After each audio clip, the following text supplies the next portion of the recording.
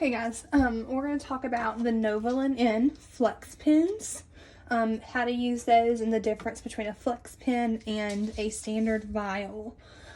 Your standard vial, it is a 10 milliliter vial. That means it has roughly 1,000 units in it.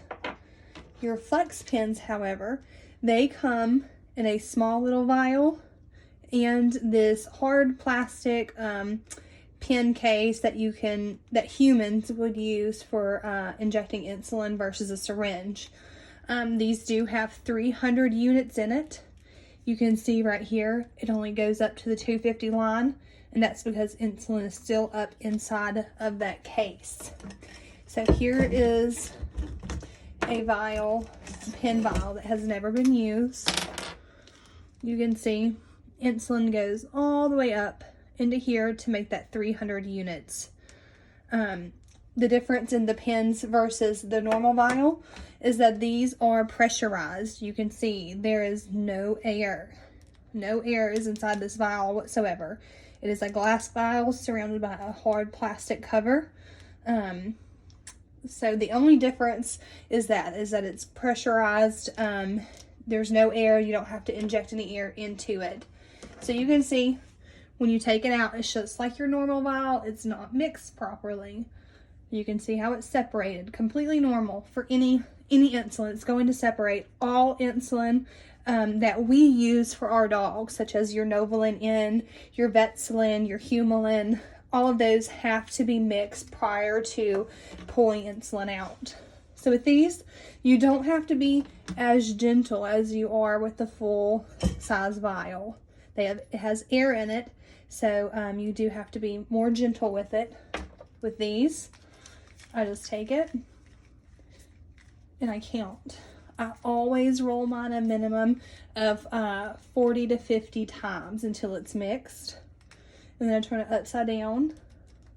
I just keep inverting it a few times to be sure. And then you always just check it. Check and make sure that it's mixed thoroughly. You don't want to see it like this one. You don't want it to look separated where you have these big chunks of white and then you have clear liquid. That is not mixed properly whatsoever. So the next thing you do, take your syringe.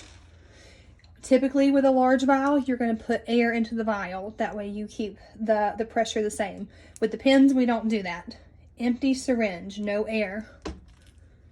Put it right here into the top. It has a tiny little top for you to insert the needle into. Put it in, same as before. You flip it over, pull out however many units you need. The great thing with these, with it being pressurized, the odds of you getting an air bubble are very, very slim.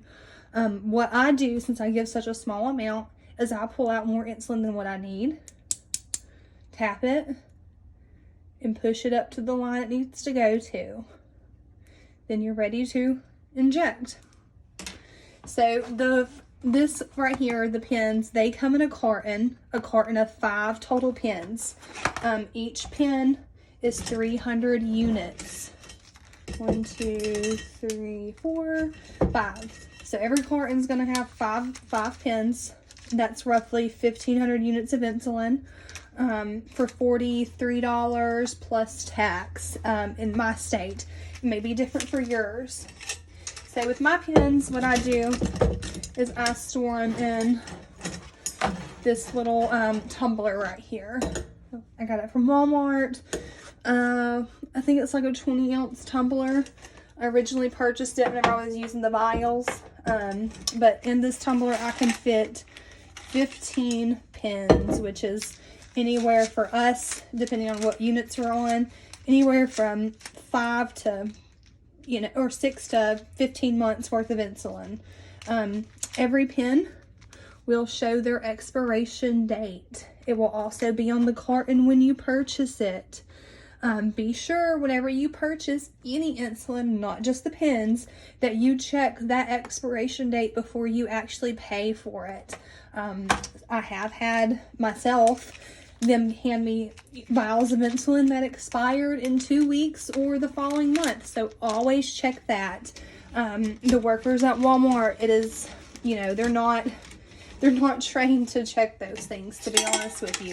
It's your job to make sure before you leave, you have exactly what you need. And if you're not sure what you need, step aside, figure it out, get a picture, come back to the pharmacy counter and compare what they have versus what your picture is. And if you have questions, take a picture of what they have available and post it in the group. Somebody will help you rather quickly. That way, you know, you're not there wasting any time and you're not picking up the wrong items. Because if you purchase the wrong items for diabetes care, whether it's syringes, insulin, even test strips, Walmart will not take them back for any reason, whether it was the pharmacy's mistake or yours. So do be sure you double check everything. So like I said, you store these the same way as you do your normal large vial. It has it right here in the box. We're going to keep it in the fridge until you're ready to use it. After that, you are able to leave it out as long as the temperature does not fluctuate a lot and as long as your house is below 77 degrees. I do keep mine in the fridge at all times. And I keep it in there with a digital thermostat that tracks the high and low temp. Like right now in my house, this says 61 degrees. It's probably more like 68, but it just hasn't made its way up there yet. So, but yeah, be sure to check everything that you get from Walmart. It's your job, not the employee's job, to make sure you leave with the right items. If you have any questions on how to use the pens, just post in the group and we will be happy to help.